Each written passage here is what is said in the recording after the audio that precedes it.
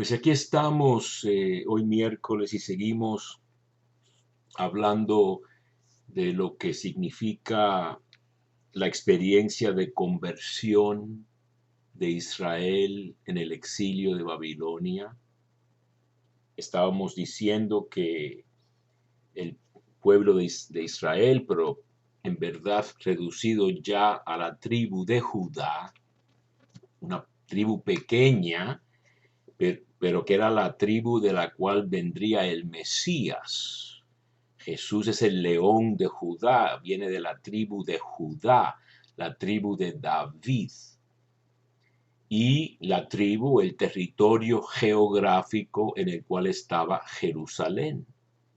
Y en Jerusalén el templo de Yahvé Dios, que fue destruido, como decíamos, por los babilonios, la tierra arrasada.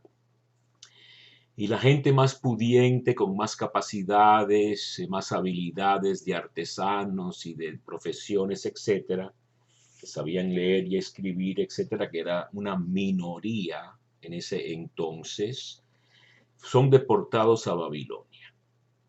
Y ahí yo les estaba hablando específicamente del profeta Ezequiel, que es un nombre específico, una persona, un personaje específico que conocemos de la historia y por sus escritos. El libro del profeta Ezequiel viene después de los grandes profetas Isaías y Jeremías. Después viene Ezequiel. Y Ezequiel es deportado, como yo decía, en la primera deportación de la gente más alta en el 593 antes de Cristo.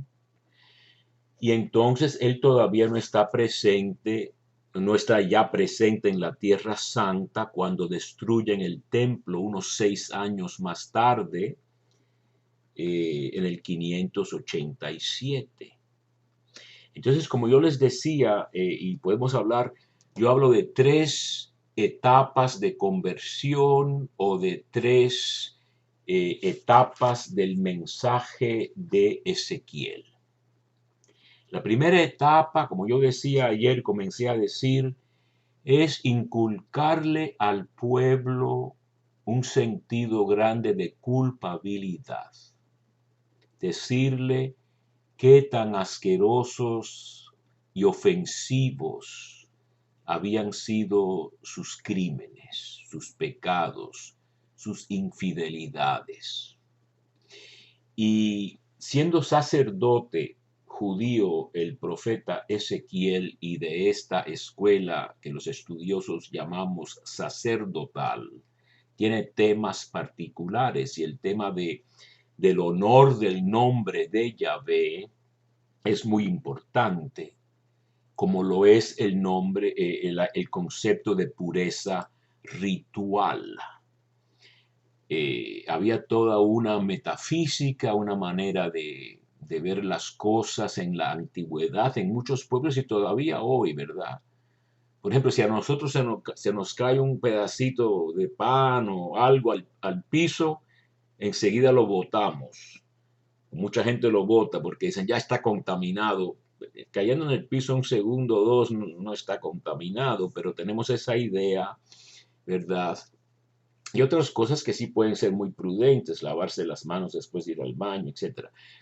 Pero en Israel, ciertos actos, que sería un poco complicado explicarlo todo, tienen que ver con la vida y el flujo de la vida.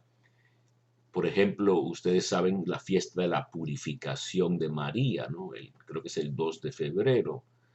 En Israel, cuando una mujer daba a luz a un niño, tenía que purificarse por 40 días. No había pecado, pero por haber dado luz a un niño, tenía que pasar 40 días de purificación. Y cuando era una niña, eran 80 días de purificación, porque supuestamente la niña también iba después a menstruar y a tener hijos y todo ese tipo de cosas. Nos parece extrañísimo, pero así era, ¿verdad?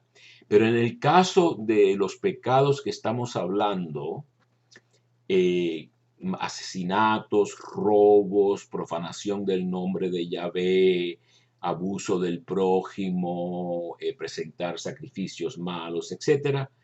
Eso también se podía ver como impureza. Y los que vean esto en video, aunque no lo vean, yo les explico. Estamos viendo un trozo de uno de los capítulos más importantes que hay en el profeta Ezequiel, ciertamente el capítulo 36. Ustedes recordarán esta frase, ¿no? Yo les daré un corazón nuevo, infundiré en vosotros un espíritu nuevo. Quitaré de vuestra carne el corazón de piedra y os daré un corazón de carne.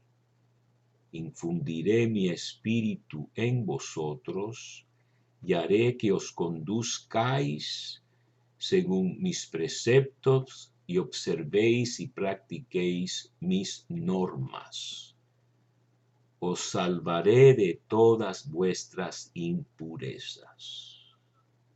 Entonces, la primera etapa, como yo les decía ayer, del profeta Ezequiel por mandato de Dios es: háblales a esta gente de tal modo que se consuman, que se sientan anonadados, que se sientan bien mal, para que liguen o relacionen la catástrofe que les ha venido encima con sus pecados.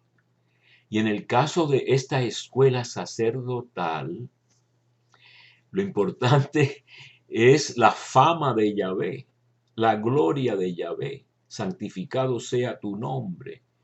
Dice este pasaje que estoy leyendo, Ezequiel 36, verso 21. Pero yo he tenido consideración a mi santo nombre, dice Dios, que la casa de Israel profanó entre las naciones a donde había ido. Por eso di a la casa de Israel, así dice el Señor Yahvé: no hago esto por consideración a vosotros, casa de Israel, sino por mi santo nombre, que vosotros habéis profanado entre las naciones a donde fuisteis.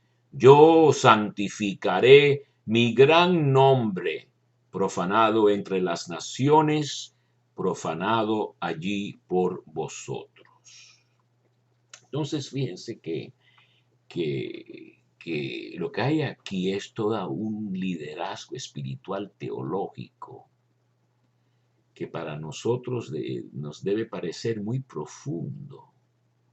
Estos son verdaderos líderes, verdaderos pensadores a la altura de la crisis que le ha sobrevenido a Israel.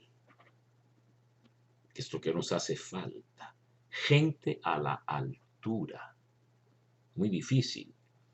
Yo creo, y yo lo he dicho varias veces, yo creo que Franklin Roosevelt, presidente de Estados Unidos en los años 30 y después en la Segunda Guerra Mundial, fue forjado en el crisol del sufrimiento de tener poliomielitis a la edad de 39 años. Esto le llaman el parálisis infantil, pero a él le tocó a los 39 años, quedó devastado, no sabía por varios días qué le pasaba, no podía moverse del cuello para abajo.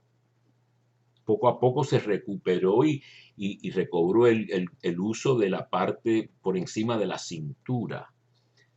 Con las piernas nunca más pudo caminar. Y en esa época la prensa respetaba mucho las cosas y a él nunca lo pusieron ni en películas ni en fotos con sus muletas y sus sostenes de las piernas, porque no querían que el presidente del país fuera un paralítico. Pero eso era lo que era, ¿no? Y ahora se sabe todo con lujo de detalles.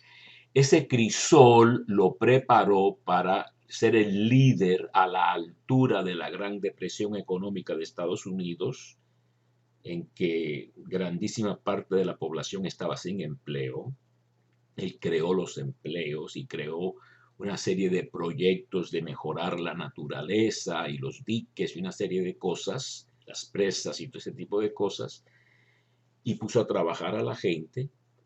Y después se empieza a avicinar, a acercarse la Segunda Guerra Mundial. Surge Hitler en el año 33. Roosevelt es presidente ya. Es elegido Hitler. Fue elegido. No tomó el poder por la fuerza.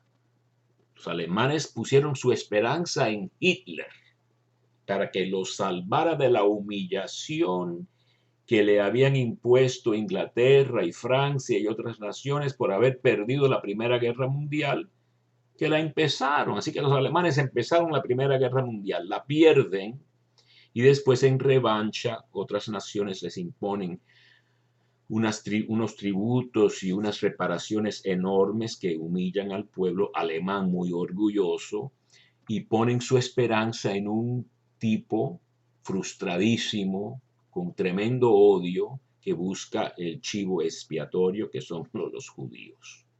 Esos son los culpables de todo, de la economía y de todo. Mentira, la guerra la empezaron los alemanes, pero bueno, el hecho es que Roosevelt tuvo que enfrentarse con eso cuando nadie quería meterse.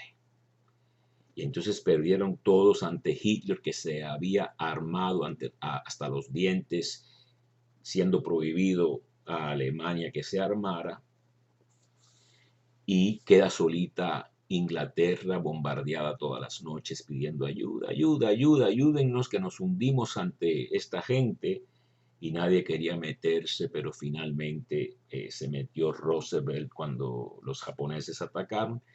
El hecho es que estaba a la altura, junto con Winston Churchill, también en Inglaterra, a la altura de tremendo reto. Y es lo que hace falta, rogarle a Dios de verdad por líderes que la gente acepte. Que muchas veces la gente acepta más al mentiroso y al demagogo, al showman, al hombre que hace un show, un espectáculo, que dice cosas que llaman la atención a mucha gente que no piensa. Y entonces así, por eso tenemos muchas veces los líderes que tenemos, demagogos, no verdaderos gente a la altura de la crisis. Y el Papa, que yo creo que es un gran líder, tiene enemigos y muchos ni siquiera lo escuchan. Se hacen disimulan, pero se sabe muy bien por dónde van las cosas y a quién están escuchando de verdad. Yo en esto tengo que terminar y seguiremos con esta serie sobre la conversión del exilio.